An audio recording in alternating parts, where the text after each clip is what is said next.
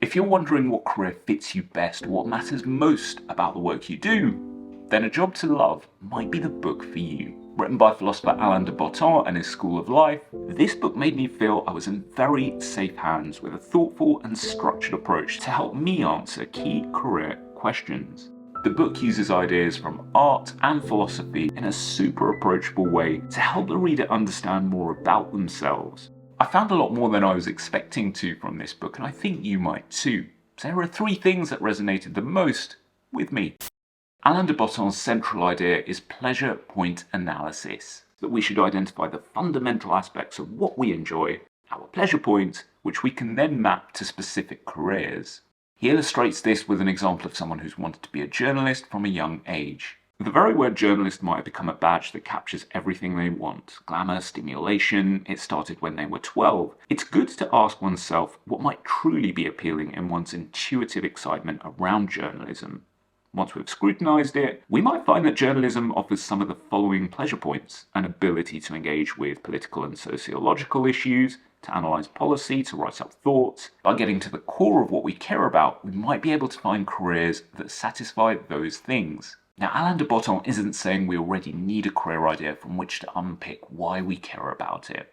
The clues are everywhere. Maybe in the project that you've taken great pride in because it's shorter term and we can then see the impact of the work we're doing, or we might notice that our attention to detail extends to people rather than, say, legal contracts. The idea resonates with me because had I been aware of pleasure point analysis earlier, I might have been able to make the switch more easily between working in an investment bank to becoming a career coach. Why? Because I might have noticed that my volunteer work in coaching bike racing teams throughout my 20s was giving me a great deal of satisfaction around helping people develop, which might make career coaching a very obvious next step.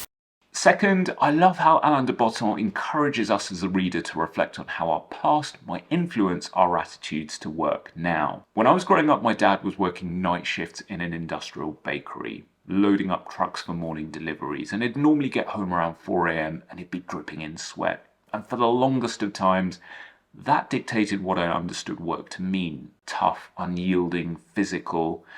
And it took years of reprogramming myself to understand that I could consider work as being something more broad than that.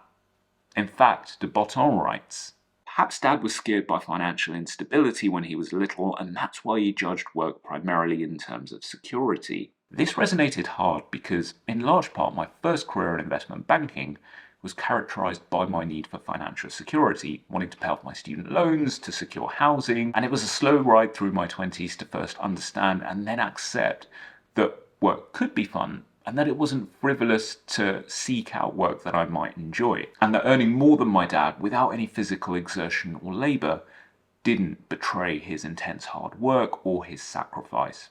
Job to Love gives space for such reflections. Our eventual career choice can be seen as an attempt to compensate for some of the drawbacks and confusions of our parents' lives. We can be driven by a trans-generational project. It may really take the combined experience of 2 or 3 generations to piece together a wise and effective attitude to work. 3. When we consider careers, we only think of standout examples. We formulate our ambitions by admiring the beautiful structures of the architect tasked with designing the city's new airport, or sampling the piquant meals in the restaurant of a prize-winning chef. This creates 2 risks. First, that we set ourselves impossible ideals, and second, that by focusing on the big, shiny outcomes, we ignore the day-to-day substance that truly determines whether we'll enjoy that work or not. The exhaustive technical drawings that must accompany each suburban house extension as an architect, or the 10,000th strawberry we've carved as a pastry chef. We should think of the day-to-day activities we'll most likely be doing when considering careers. Without wanting to give too much away, Job to Love is a book for thoughtful people who want to answer big life questions. It's compassionate.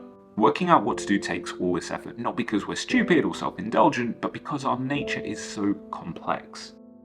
It's kind. Given how much of our success we might attribute to anxiety and self-flagellation, we should adopt a more generous perspective on ourselves. And it promotes acceptance. You might not single-handedly change the world, but you will know that you work with honour and dignity, and that in a quiet, mature, non-starry-eyed but very real way, you love your job enough. And that, in itself, is enough. If this book has spoken to you and you want to pick it up, I've included a link in the description box below, which would help the channel out. If you want to read it and share your comments down below, I'd love to continue the conversation with you. That's it from me for today, and I'll catch you next time.